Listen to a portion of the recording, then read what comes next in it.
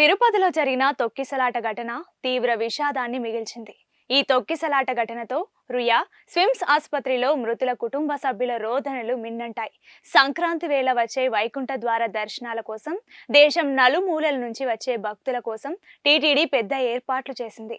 అయినా టోకెన్ల జారీ కేంద్రాల్లోకి భక్తులను అనుమతించే సమయంలో పోలీసులు టీటీడీ అధికారుల మధ్య సమన్వయం లోపించింది. బైరాగి పట్టేడులో గంటల కొద్దీ వేచి చూసిన భక్తులు గేట్లు తెరవగానే పరుగులు తీయడంతో తొక్కిసలాట జరిగింది. దీంతో బైరాగి పట్టేడులో టీటీడీ ఎంజీఎం స్కూల్ ఆవరణలో ఏర్పాటు చేసిన టోకెన్ల జారీ కేంద్రం 6గురి పాలిట మృత్యు ప్రాంగణమైంది. 6గురు మృతి చెందగా 48 మంది అస్వస్థతకు గురయ్యారు.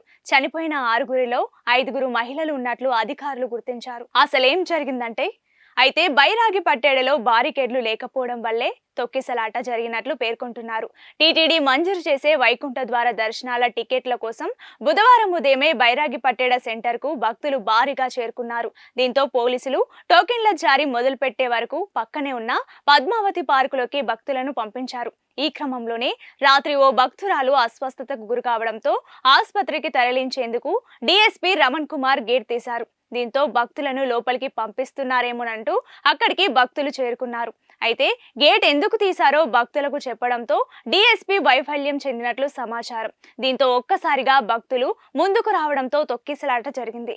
గేట్ దగ్గర పరిస్థితి కంట్రోల్ చేయడంలో పోలీసుల వైఫల్యం చెందారని అధికారులు పేర్కొంటున్నారు. తొక్కిసలాట ఘటనపై అధికారులు సీఎం చంద్రబాబుకు నివేదిక అందించారు. డీఎస్పీ రమణ కుమార్ వల్లే తొక్కిసలాట జరిగిందని రిపోర్ట్ ఇచ్చారు. అంతేకాకుండా సమయానికి అంబులెన్స్ డ్రైవర్ కూడా అక్కడ లేడని రిపోర్ట్లో పేర్కొన్నారు. షెడ్యూల్ ప్రకారం ఇవాళ తెల్లవారుజాము 4 గంటల నుంచి టోకెన్ల జారీకి టీటీడీ ప్లాన్ చేసింది. నిన్న ఉదయం నుంచి అన్ని సెంటర్లకు వేలాదిగా భక్తులు పోటెత్తడంతో రద్దీ అధికంగా ఉండడంతో రాత్రి నుంచే టోకెన్ల జారీని టీటీడీ ప్రారంభించింది. బైరాగి పట్టేడ దగ్గర టోకెన్ల జారీ మొదలు పెట్టకముందే తొక్కిసలాట జరిగింది. అధికారుల వైఫల్యం వల్లే తొక్కిసలాట జరిగిందని టీటీడీ చైర్మన్ బిఆర్ నాయుడు పేర్కొన్నారు. అసలు తప్పంతా టీటీడీ చైర్మన్ బిఆర్ నాయుడుదేనా? తొక్కిసలాటలో 6గురు ప్రాణాలు కోల్పోవడంతో పాటు మరికొందరు మృత్యువుతో పోరాడుతున్నారు. పదుల సంఖ్యలో గాయాల పాలయ్యారు. దీంతో తనకి ఎలాంటి సంబంధం లేదన్నట్టుగా టీటీడీ చైర్మన్ బిఆర్ నాయుడు మాటలు బాధ్యతారాహిత్యాన్ని సూచిస్తున్నాయనే విమర్శలు వెల్లువెత్తుతున్నాయి. తొక్కిసలాట ఘటన దురదృష్టకరమని ఆయన అన్నారు. చింతించడం తప్ప మనం చేసేదేమి లేదనడం, అలాగే ఎవరిని నిందించలేమని బిఆర్ నాయుడు పేర్కొనడం ఆయన బాధ్యతారాహిత్యాన్ని, అవివేకాన్ని, అసమర్థతను చాటి చెప్తున్నాయని భక్తులు విరుచుకుపడుతున్నారు. అంతా తాము చూసుకుంటామని పోలీసులు చెప్పారని ఆయన అన్నారు. అంటే దీంతో తనకు సంబంధం లేదని ఆయన తప్పించుకునే ప్రయత్నం చేశారు. కనీసం క్యూ లైన్ లో భక్తుల పరిస్థితి ఏంటి?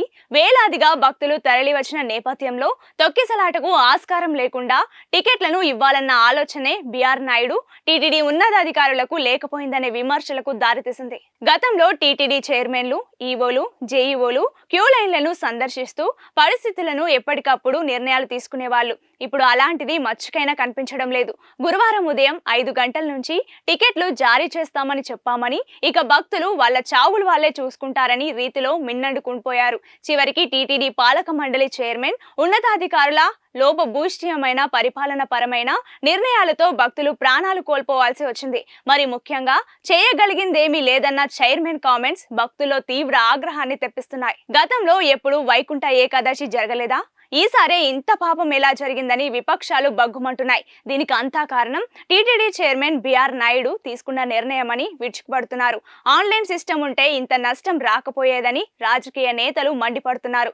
టీటీడీని చైర్మన్ బిఆర్ నాయుడు రాజకీయ క్రీడా మైదానంగా మార్చేశారు.